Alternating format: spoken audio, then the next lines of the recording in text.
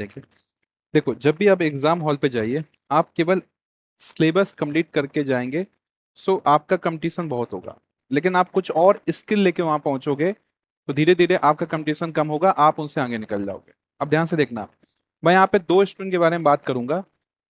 दोनों स्टूडेंट ने नॉलेज है, दोनों सिलेबस कंप्लीट किया है, दोनों के अलग अलग पर्सपेक्टिव्स हैं। ये क्वेश्चन इतना इंपॉर्टेंट नहीं है, जो मैं बात समझाऊंगा वो बहुत इंपॉर्टेंट है। वो किसी भी सब्जेक्ट, चाहे मैथ, जीके, इंग्लिश, रीजनिंग, सब में काम आएगी। तो एक स्टूडेंट का पर्सपेक्टिव ये है कि वो सीधे क्वेश्चन देखेगा, एक स्टूडेंट पर्सपेक्टिव है क्वेश्चन देखेगा और वो सॉल्व करेगा। जैसे उसने पहले टू पकड़ा, तो टू को देखो, स्टार्ट करो तो टू यहाँ पे है, फिर टू कहाँ पे है, यहाँ पे, फिर टू कहाँ पे, यहाँ पे, जोड़ो। तो 3 + 7 10 और टू कितना, 12। तो टू की पावर कितना हो गया, 12। फिर थ्री स्टार्ट किया, थ्री का पावर यहाँ पे 4 है, यहाँ पे कितना है, 6। तो 4 6 कितना हो गया, 10।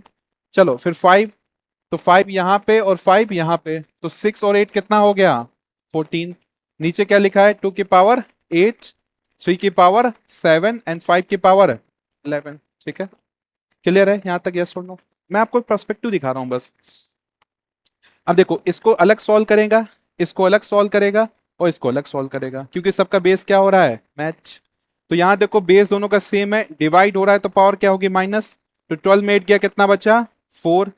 3 की पावर 10 में 7 गया, कितना बचा, 3।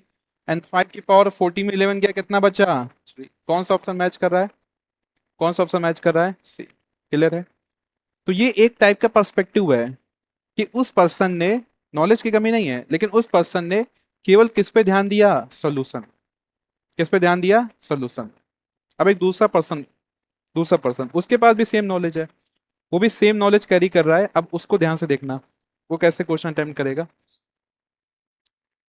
पहले टू पे फोकस करते हैं। तो टू यहाँ पे कितना है, 3 7 और 2। तो 3 7 कितना, 10 और 2 कितना, 10 और 2 कितना, 12। और 12 में डायरेक्ट 8 माइनस कर दो, कितना बचा, कितना बचा, 4। अब वो सीधे ऑप्शन को देख रहा है किसमें 2 की पावर 4 है, किसमें नहीं है। तो यहाँ पे 2 की पावर कितना है, कितना है, तो क्या ये ऑप्शन होगा आंसर, नहीं। यहाँ पे 2 की पावर कितना है, ये हो सकता है। यहाँ पे 2 की पावर कितना है, हो सकता है। यहाँ पे 2 की पावर कितना है, हो ही नहीं सकता। बात समझ में आ रही? इसके बाद 3 सबका सेम हो रहा है, यस और नो? तो अगर 3 सेम है तो 3 को चेक करके मैं क्यों टाइम वेस्ट करूं, 3 तो सेम ही है सबका। नेक्स्ट क्या हो गया, सीधे 5। तो यहाँ 6 और 8 कितना, 14। और 14 में 11 गया, कितना बचा, कितना बचा, यहाँ पे कितना है, 4। ये भी नहीं हो सकता, तो आंसर क्या हो गया, सी। ठीक है, बात समझ में आ रही है? मैं वही कह रहा हूं, अभी आप क्या बोलेंगे, सर लगभग सेम टाइम लग रहा है। मैं क्वेश्चन पे फोकस ही नहीं था मेरा, कि आप चारों सब्जेक्ट्स में आपके अंदर ये स्किल डेवलप हो गई। कैसे डेवलप हो गई, धीरे धीरे क्वेश्चंस करोगे हो जाएगी, स्किल डेवलप हो गई। तो आपका क्वेश्चन सॉल्व करने का केवल एक पर्सपेक्टिव नहीं होगा। एग्जाम हॉल पे आप केवल एक पर्सपेक्टिव से नहीं जाओगे, आप अलग अलग पर्सपेक्टिव से क्वेश्चन को देख सकोगे। इसी को बोलते हैं तुक्का मारना।